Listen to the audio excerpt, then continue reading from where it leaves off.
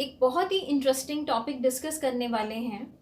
Cervical pain यानी neck pain, उसके causes और उसके सिम्टम्स क्या हैं।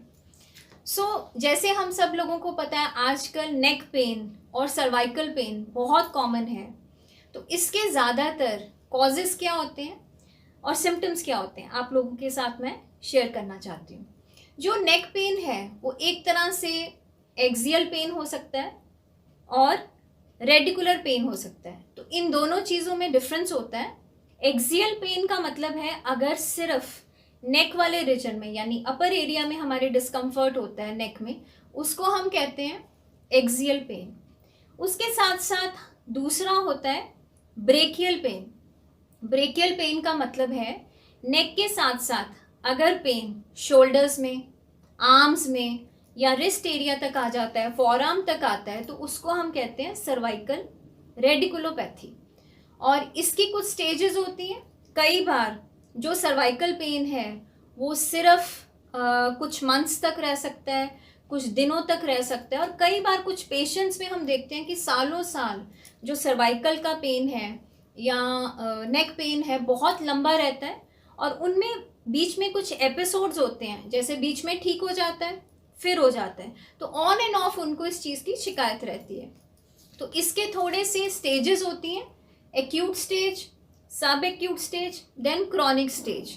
और इसको थोड़ा सा इसके जो कॉजेज़ हैं वो आप लोगों के साथ मैं ज़रूर शेयर करना चाहती हूँ। देखिए, जो सर्वाइकल पेन है या नेक पेन है उसके कॉजेज़ मेन हैं। नंबर 1, डीजनरेशन ऑफ स्पाइन, जिसको हम कहते हैं ऑस्टियोआर्थराइटिस। जब जो हमारे स्पाइन में जो वर्टिब्रास हैं यानी C1 से लेके C7, वहाँ पे बोनी लेवल पे एज के साथ डीजनरेशन होती है, तो नेक पेन की जो प्रॉब्लम है वो बहुत कॉमन है। सेकंड हो सकता है स्पाइनल स्टेनोसिस, यानी जो हमारी रीढ़ की हड्डी है वो जब कंप्रेस होनी शुरू हो जाती है, वहाँ नैरो हो जाती है, वहाँ पे पेन हो सकती है। नर्व इम्पिंचमेंट, तो स्पाइनल स्टेनोसिस से और डीजनरेशन से क्या होता है कि हमारी जो नर्व है वो कंप्रेस होती है, जिसके कारण पेन जो है वो सिर्फ नेक वाले एरिया में नहीं, नेक के साथ साथ शोल्डर वाले एरिया में, अपर एरिया में, आर्म्स में, रिस्ट में, वहाँ पे जा सकता है। उसके साथ साथ और जो इसके कॉजेज़ हैं वो है बैड पॉस्चर। पुअर पॉस्चर एक बहुत मेजर फैक्टर है। रेपिटेटिव मूवमेंट्स, कॉन्टिन्यूसली बैठे रहना, गलत पोजीशन में बैठना, गलत पोजीशन में बैठ के लैपटॉप यूज़ करना, मोबाइल यूज़ करना, या कॉन्स्टेंटली रेपिटेटिव कुछ मूवमेंट्स करनी डेली एक्टिविटीज़ में, वो एक कारण है नेक पेन का। वो फिजिकल लेवल पे भी हो सकता है, मेंटल लेवल पे भी हो सकता है। तो फिजिकल स्ट्रेस और मेंटल स्ट्रेस, ये दोनों ही कारण हो सकते हैं सर्वाइकल पेन के।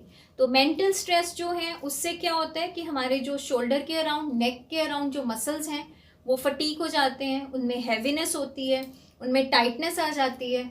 और उसके साथ साथ फिजिकल स्ट्रेस, हमारे कुछ पॉस्चर्स ऐसे होते हैं जिसके कारण हम गलत पोजीशन में रेपिटेटिव मूवमेंट्स करते हैं, तो उससे एक फिजिकल स्ट्रेस बॉडी पे क्रिएट होता है और न्यूट्रल जो हमारी स्पाइन है वो एक न्यूट्रल फेज में नहीं रहती।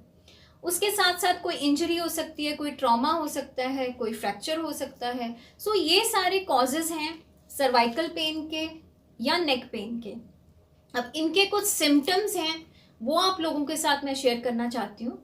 नंबर 1, सर्वाइकल पेन में बहुत ज़्यादा कांस्टेंट या परसिस्टेंट पेन रह सकता है, डिजीनेस हो सकती है, हेडेक हो सकता है, वर्टिगो हो सकता है, नमनेस हो सकती है, टिंगलिंग सेंसेशन हो सकती है हाथों में, आर्म्स में, फॉरआर्म में, और कई बार जिसको हम कहते हैं रेडिकुलोपैथी, नेक के साथ साथ आर्म्स में, फॉरआर्म में, रिस्ट में पेन रेडिएट होती है।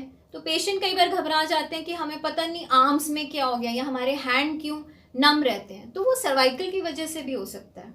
और उसके साथ साथ कुछ सिम्टम्स होते हैं, जैसे सेंसिटिविटी है जो नर्व्स की, वो नेक के अराउंड, शोल्डर्स के अराउंड बहुत ज़्यादा कॉमन हो जाती है नर्व्स की, जिसकी वजह से थोड़ा सा आप स्ट्रेच करते हैं नेक को तो उसमें डिस्कम्फर्ट होता है, हल्का सा टर्न करते हैं तो लॉकिंग हो जाती है, रेंज ऑफ मोशन कम हो जाता है।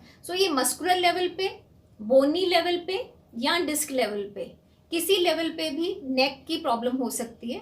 सो काइंडली आप लोगों को कभी भी अगर माइल्ड से नेक प्रॉब्लम के सिम्टम्स हैं, प्लीज़ उनको इग्नोर मत कीजिए। जब आपको लगता है कि आपके सिम्टम्स थोड़े से एडवांस हो रहे हैं, प्लीज़ अपने फिजियोथेरेपिस्ट को या ऑर्थोपेडिशियन को प्लीज़ विजिट कीजिए। टाइमली डायग्नोज करवाएं कि आपकी प्रॉब्लम कहाँ तक है और उसको कैसे सॉर्ट आउट किया जा सकता है। इसके रिगार्डिंग कुछ भी शेयर करना चाहते हैं, प्लीज़ मेरे चैनल को लाइक कीजिए, सब्सक्राइब कीजिए, वहाँ कमेंट्स कीजिए। Thank you so much.